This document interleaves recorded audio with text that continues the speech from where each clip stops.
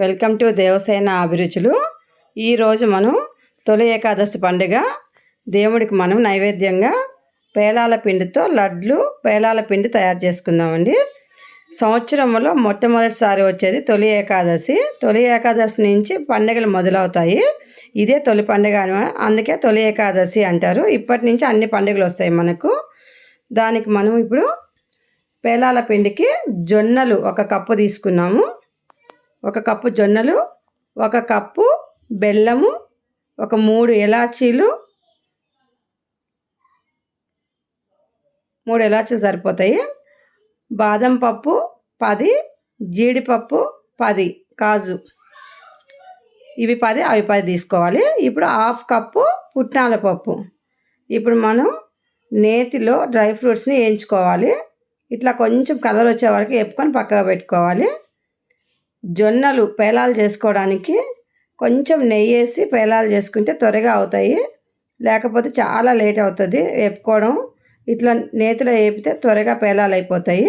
చూడండి, ఈ విధంగా ఫాస్ట్గా వచ్చేస్తాయి. అదేవిధంగా కొంచెం కొంచెం నెయ్యి వేసుకుంటూ కొంచెం కొంచెం పేలాలు వేసుకుంటూ చేసుకోవాలి, జొన్నలు వేసుకుంటూ చేసుకోవాలి. ఒక 3-4 స్పూన్ల కంటే ఎక్కువ వేయొద్దు. ఎక్కువ వేస్తే త్వరగా రావు, లేట్ అవుతుంది. కాబట్టి 3-4 చెంచాలు వేసుకుంటూ కొంచెం కొంచెం ఈ విధంగా అన్నీ కూడా మనం ఈ విధంగా పేలాలు వచ్చేటట్టు జొన్నలన్నీ కూడా వేపుకోవాలి. 1 కప్పు జొన్నలు ఇన్ని పేలాలు వచ్చాయి, చాలా అవుతాయి ఇవి.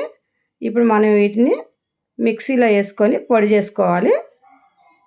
ఇప్పుడు అన్నీ మిక్సీలో పోసేసుకున్నాం. చూడండి ఎంత బాగా వచ్చాయో, చూడ్డానికి చాలా బాగున్నాయి. ఇప్పుడు వీటిని మిక్సీ పట్టుకున్నాం. ఇది ఈ విధంగా బరక్గా పట్టుకోవాలి. ఇప్పుడు దీంట్లో ఒక 3 ఇలాచీలు వేసుకొని పట్టేసుకోవాలి. పుట్నాల పప్పు కూడా 1/2 కప్పు పుట్నాల పప్పు, అది కూడా మిక్సీలో బట్టి 2 కలిపేసేయాలి. ఈ 2 కలిపేటట్టు బాగా కలుపుకోవాలి. ఈ బాగా కలిసే వరకు కలపాలి. కలుపుకున్న తర్వాత ఈ విధంగా కలుపుకోండి. ఇవి చాలా మంచిదండి, ఇది చాలా టేస్టీగా ఉంటుంది. నడుములకు కూడా మంచి బలం ఇది, నెయ్యి అన్నీ ఉన్నాయి కాబట్టి. ఇప్పుడు ఇందులో బెల్లం వేసుకుందాము. బెల్లం వేసుకొని బెల్లం కూడా బాగా కలుపుకోవాలి. కలుపుకొని 1 కప్పు బెల్లం తీసుకున్నాము, ఎక్కువ పట్టదు ఇది. 1 కప్పు జొన్నలు, 1/2 కప్పు పుట్నాల పప్పు, 10 జీడిపప్పు, 10 బాదం పప్పు. వీటికి అన్నింటికి సరిపడా 1 కప్పు బెల్లం సరిపోతుంది.